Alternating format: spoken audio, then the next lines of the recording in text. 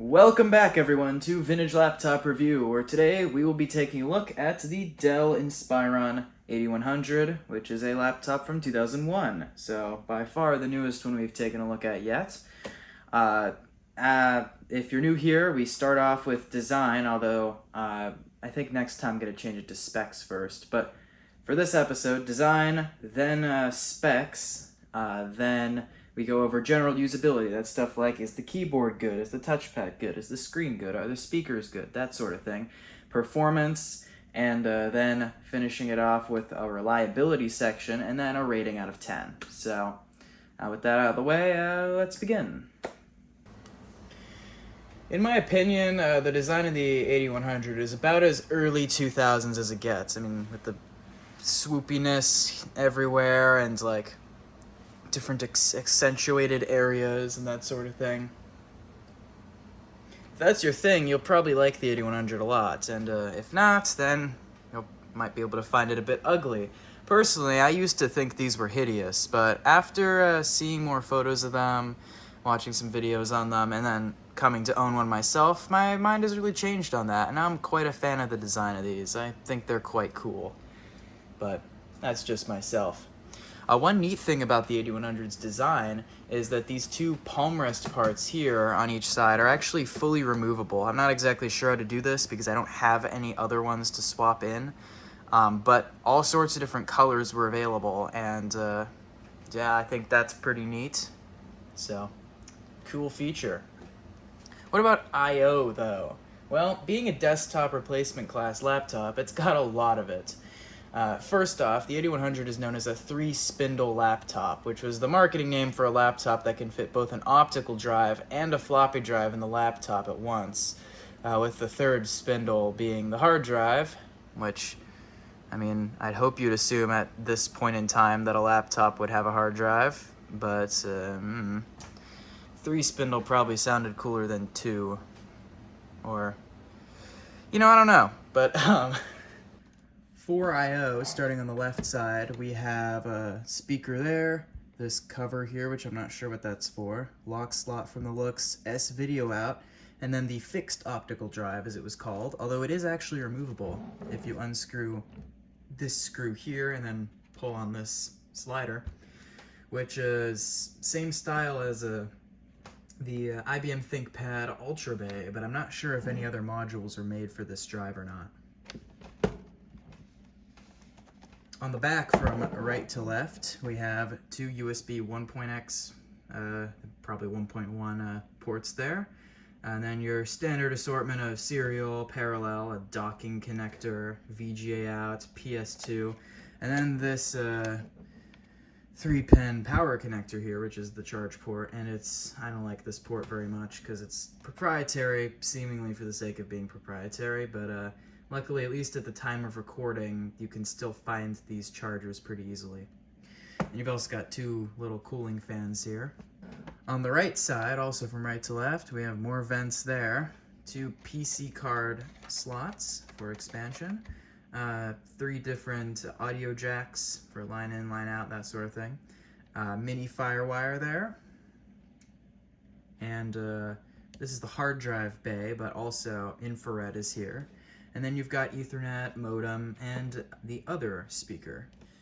On the front is where things get more interesting. We've got, on the right side, the system's main battery, which is easily removable with a latch on the bottom.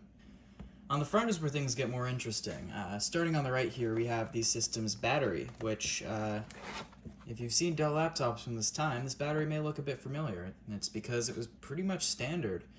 I think with only a couple exceptions, most of these were from their main normal form factor laptops. We're not talking sub-notebooks here.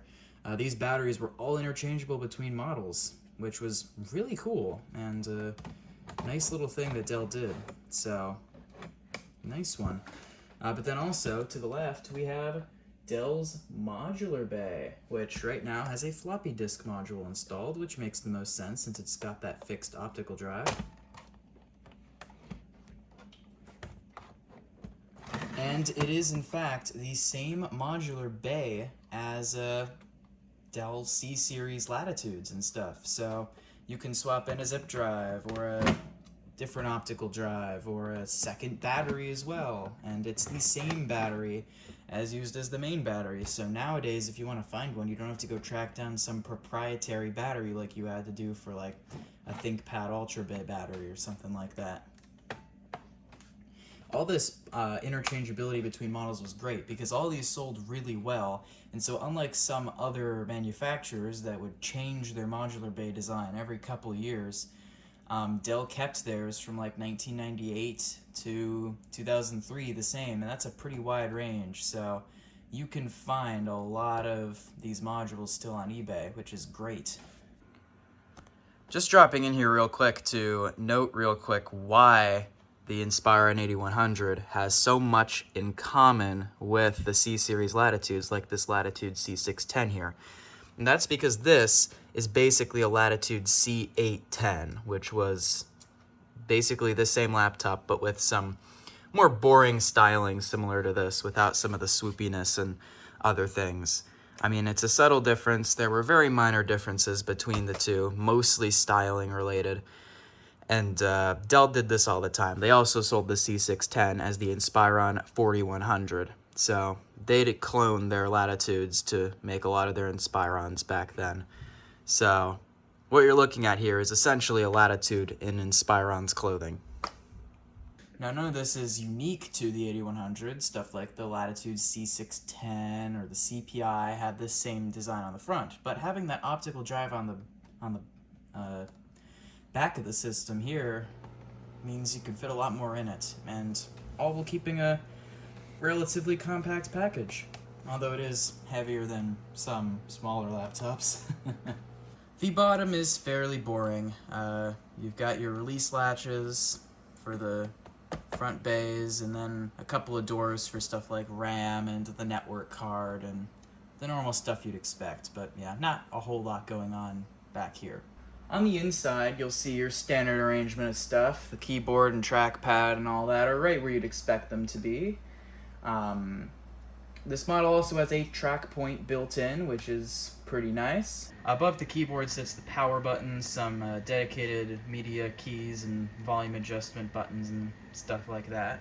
And above that are a trio of LEDs. For some reason these are the same LED on each one. They just cut a stylistic bit through the middle, I guess, but yeah, we got power, hard disk activity, and battery charge status.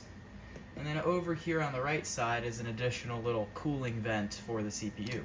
Alright, now on to specs, starting with the CPU, which on this model is a 1 GHz clocked Intel Pentium 3M. It isn't a full Pentium 3 like some competitors, but still pretty fast.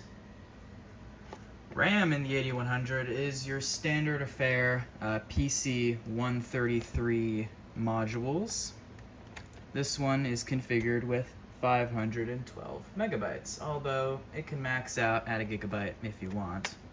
Video on the 8100 is handled by an NVIDIA GeForce 2 Go graphics chip, which to my understanding is a pretty decent one for laptops at this time. You had the option between either 16 or 32 megabytes of VRAM, but mine is the 16 megabyte version. No worries though if you have the lower end option and want to have the higher end option, because the GPU is actually on a daughter card, which is nice for two reasons. One, because, well, you can upgrade it if you'd like, but also because if the GPU fails, which honestly isn't too uncommon in any laptop with a dedicated GPU, you can replace it with a parts machine instead of having to try to find a whole motherboard or do something more involved, so that's pretty nice. Performance-wise, this GPU should be in the same range as the ATI Mobility Radeon M6, which was found in many other laptops at the time. The audio controller in this is an ESS Maestro 3i. Next is the display itself, which you had the option between a 1400 by 1050, that's SXGA Plus panel, or a massive resolution 1600 by 1200 UXGA panel. Notably, SXGA Plus was standard. There was no 1024 by 768 option, which I like because 1024 by 768 on a big 15-inch panel really does not look good. And so If you're like me and you don't like those lower res panels on large screens, or even XP systems in general, you'll be happy to know you have no chance of running into one of those with this laptop. And this one in particular does have that UXGA panel, but we'll look at that more later. Spec-wise, it's pretty good, but it can have good performance, but is it any good to actually use? Let's take a look at usability. When I'm grading a keyboard, I rate it on two different criteria. First, is it usable, and second, how does it feel to use? A keyboard can be perfectly usable while also not feeling that great to use. One example to help explain this would be my Winbook X4.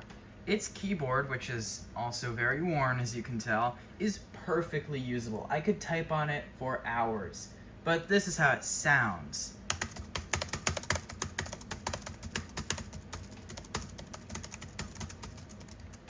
So yeah, it isn't stabilized very well on the chassis, so you get that sort of badly stabilized keyboard sound. Whereas if I hold down the keys around it and then press a key, it sounds much quieter and less... I don't even know how to describe the sound, but you see what I mean, right? So yeah, it's usable, but not a great feel to actually use. The only case of a keyboard that would meet criteria 1 but not 2 would be one that feels nice but has a horrible layout or something like that. So then, how does the 8100 do? Well, it meets both criteria with flying colors. Usability-wise, it's perfect. Keys feel great with amazing travel and all that, and the layout is excellent as well. One thing I like looking at when judging a keyboard layout is how they handle the arrow keys and right shift. Because a lot of keyboards I see that don't do well will try to squish the arrow keys up to make one seamless rectangle, which I guess is supposed to look better, but compromises on either the arrow keys usability, or they just shrink the right shift key to fit that in, or they mess up both. Now, I personally don't use the right shift key, but I know a lot of people do. Dell did just fine here. Right shift key's large, and so are the arrow keys. Key feel-wise, though, oh man, it's great. Just take a listen.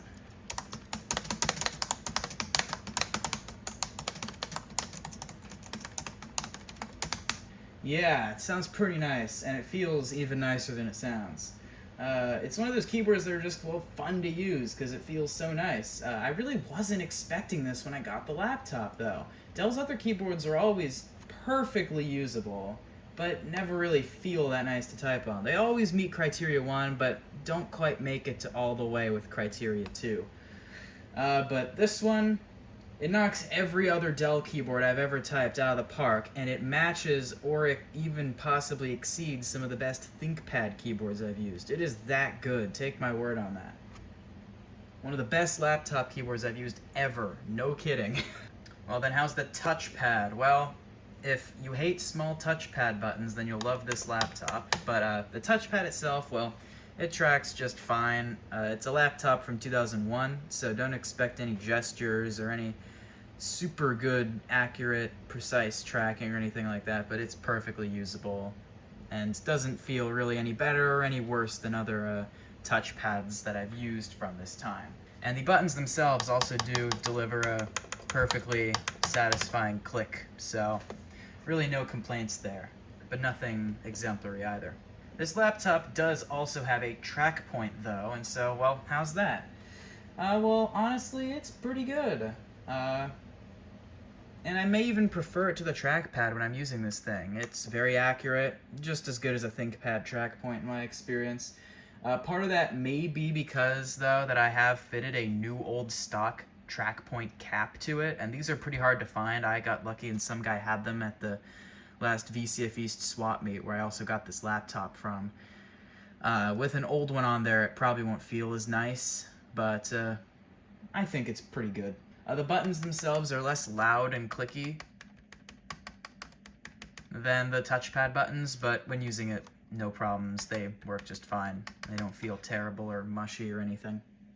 And so, input-wise, this thing is about the best you could ask for a laptop at this time. It's got something for everybody. A great keyboard, whichever tracking option you prefer, it's got that. It's perfectly amazing when it comes to that. But what about output devices, which is the stuff that, well, outputs things, which are namely the screen and the speakers. Let's have a look at that screen. It's time to turn this thing on. The first thing you'll notice when the screen comes on are these black borders, because Dell laptops from this time don't auto-scale the screen up. You can, I believe, fix this by, which key is it? Oh, does it not work on this one? Okay, well maybe it doesn't, but on other laptops, if I hit function F7, it does scale things up. Oh, there it goes, yeah. So you can scale it up, and because it's got a dedicated GPU, it can scale up just fine. But as soon as you enter into an OS, though, you get to see it in all its glory. You got a sneak peek at the speakers there. We'll talk more about those in a minute. Alright, so, well, the first thing you'll probably notice is how tiny everything is. Putting up a window, I mean, you can fit so much on this. Now, I have young eyes, so I can personally read everything just fine on this, but if you have older eyes and struggle with small text and stuff like that, this may not be the laptop for you, or at least the UXGA option may not be. But me personally, I think it's incredible. And I really have no complaints. Now, viewing angles on it are not going to be great because it's an old TN panel, but honestly, looking dead on, it's clear it's a high quality screen for the time. The colors are nice. It's obviously very sharp, and I'm sure it would look even better if XP had any sort of scaling, but it doesn't. I personally prefer small scaling though, because young eyes and all that. But just to quantify how incredible a screen on this is a 2001 laptop, right? And this is essentially 1080p, 1920 by 1200 on a 16 by 10 aspect ratio, but chopped to fit 4 by 3. Like, and this is from 2001. Like, that's nuts. 1080p didn't become like a mainstream thing on most laptops till the 2010s. This was really ahead of its time. So yeah, if you want to find a high-res XP laptop, get one of these. Get one of these. Another thing too, if you're wondering how hard it is to find the UXGA option, I don't think they're that hard to find. I've seen several on eBay. They seem to be fairly common, and I lucked into one myself. But honestly, even if you don't get the UXGA option, SXGA Plus, that's 1400 by 1050, still looks great on XP. So I think you'll be happy either way. Well, how are the speakers? As you get a preview of early, mine sound terrible, but it's because, well, mine are blown out. These actually sound pretty good when they're not blown out, but I think the kind of speakers they used have the same kind of foam in them that the iMac G3 speakers use, so you're pretty much doomed to have them blow out, I think. So that's unfortunate, but if you can fix them and repair them or replace that foam, the speakers on this, from all I've heard and from what I heard, because when I got it, the right one wasn't blown, so I listened to some music with the right one and then it later blew. But it sounded pretty darn good. So sound-wise, if working, good. Otherwise, don't get one of these expecting to make a good music machine out of them. So the specs sure do seem good on paper, but how does this thing perform in the real world? Well, general navigation through windows and the likes is very quick. However, a lot of this likely comes down to the fact that I have an SSD in this system. If you're running a slow hard drive, it will probably perform worse. I'm sure a lot of you probably want to see me play some games on this thing. Now, I'm sorry if this is a bit of a disappointment, but I don't actually play any games from the time this system came out. So I'll show some games running, but they're not going to be the best indication of the best performance you can get out of this thing. If you want to see that, there have been several gaming-focused reviews done on the 8200, which is this thing's Pentium 4-powered successor. I believe there was a higher-end graphics card option on those systems. However, they did also ship with the GeForce 2 Go, so as long as it's the same card, performance shouldn't be that much different, I think. And really, you can sort of just tell by the specs alone how well this thing is going to do. And that is probably pretty decent at games from the time it was made.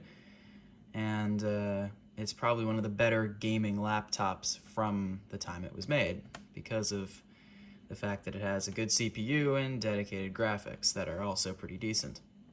Still though, if you want to see some games, I tried to get Unreal Tournament to run. It wants a CD. Same with Quake 3. I think I need to actually burn some CDs, but some others that I have gotten 2 running. As expected, the original Quake runs perfectly fine. This is a game from 1996, I think, so that's kind of a given, but still, it's very performant on the system. Then again, it will run on a brick though, at least a brick from this time. It ran perfectly smooth at 1024 by 768 on my Latitude C400, which has integrated Intel graphics from 2001. So, again, not the best test, but it's still a fun game to play on any system. Oops, that's probably not good. I think I'm dead. Oh no, I'm okay. God, I need to... Oh, get out of here. Ow, I died. That was dreadful. Here's a bit of an unorthodox test. Plants vs. Zombies, which is from several years after this thing was made, but is also a very non-intensive 2D game. And as one may expect, this game runs completely smoothly. Then again, I feel like this game will be at least playable on just about any PC that has a 3D accelerated GPU that can run it. The only time I've managed to actually get some hilariously terrible performance is when I tried to run it on a Neomagic non-3D accelerated graphics card in a Dell Latitude CPI. Oh, okay, there was a stutter. Ooh, let's get 3 whole pea shooters on screen at once. That's a lot of sprites for it to work. And that one didn't go very well, but something like this it'll run just fine on. Oh, we got the fans to kick on. Not very loud, if you were wondering about that. I have heard they can be a trouble spot in these, though, and can get loud.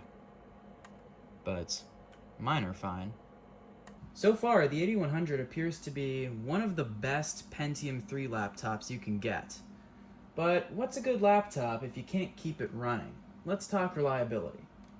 Overall, the 8100, so far at least, seems to be a fairly reliable computer.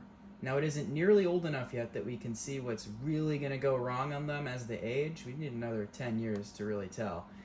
But it's holding up well so far. Beyond your typical failures, like a dead hard drive here, maybe a rare failing GPU there, the 8100 seems to be a robust system. Build quality wise, it really does feel pretty fantastic. The plastics don't really feel brittle yet, although that can easily change. I do see one major flaw though, and that's with the CMOS battery.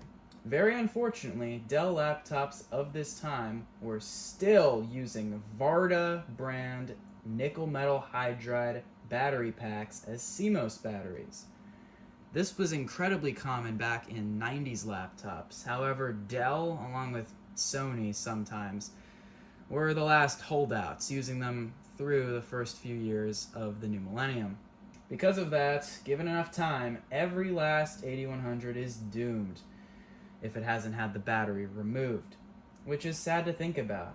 And yeah, if you don't already know, these batteries leak at a rate near 100% after 20 plus years. This is the CMOS battery I pulled from my 8100. If I show you the connector, you can clearly see green corrosion. This battery was, in fact, leaking. It had already caused some minor corrosion around the connector. Not bad, I mean, it still works fine, but given enough time, that's going to be an issue. The battery is located right about here, underneath the palm rest. Well, actually, more like within it. It's held on a shelf in the palm rest on the right side, and it plugs in to the trackpad, the ribbon cable for the trackpad, which then goes down and into the motherboard. Because of this, it would have to leak pretty bad before the motherboard would die.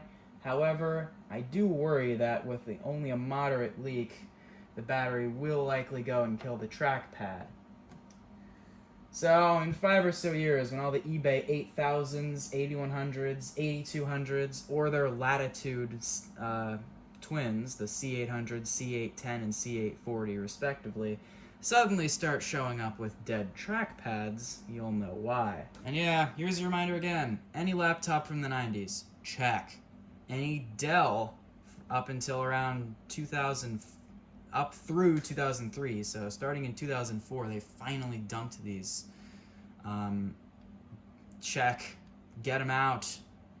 Many of them were placed right over the motherboards. It's a problem. It's a big problem. Here's your warning. Better listen. Alright, let's talk display hinges. They seem fairly well designed. I've taken the base apart to remove this battery and reseat the GPU board, which needed it done, because I was getting some weird artifacting before, and I thought it was failing, but it wasn't. It was just badly seated. But anyway, while I was in there, I took a look, and the hinges are mounted in a metal subframe and the base. I don't know how they're mounted in the display, but if they're mounted in plastic with no metal reinforcements, we could see some problems when the plastic starts to get really brittle. However, for the time being, these seem very robust. Might have a little bit of play, but that's fairly normal. I really don't know though, because I haven't been in the screen, so I don't know how they're mounted in the screen, but let's hope they're good. So far at least, they're okay. So, just to sum up, these are fine when you get the CMOS battery out. If you don't, you could be in for some trouble. And so, what rating do I give this lovely laptop? Well, considering the praise, I think it would be pretty obvious.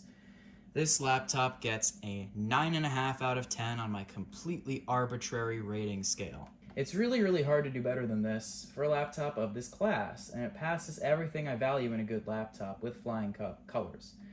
It's one of my favorites out of my entire collection, and I'm very happy to own one. The 0.5 points docked is for this Varta battery. That's my only real complaint.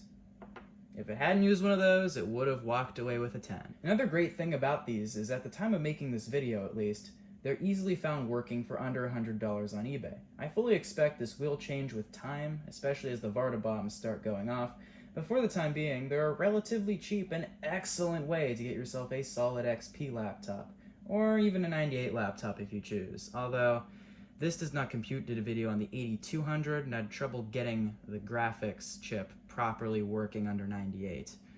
And he had the same one this one has, so your mileage may vary there. Oh, and yeah, that's another thing. They do have Windows 98 and 2000s drivers. But, yeah, as I mentioned, graphics can sometimes be problematic. Anyway, now with that awful battery gone, it's time to finish things off. So, thank you all for watching. That's all for today. Check back soon for more videos if you'd like. And I've got many more in the back catalog if you're interested. Including 2 previous episodes of Vintage Laptop Review, where we took a look at 3 sort of 46 laptops. If you're interested, of course. But I hope you enjoyed.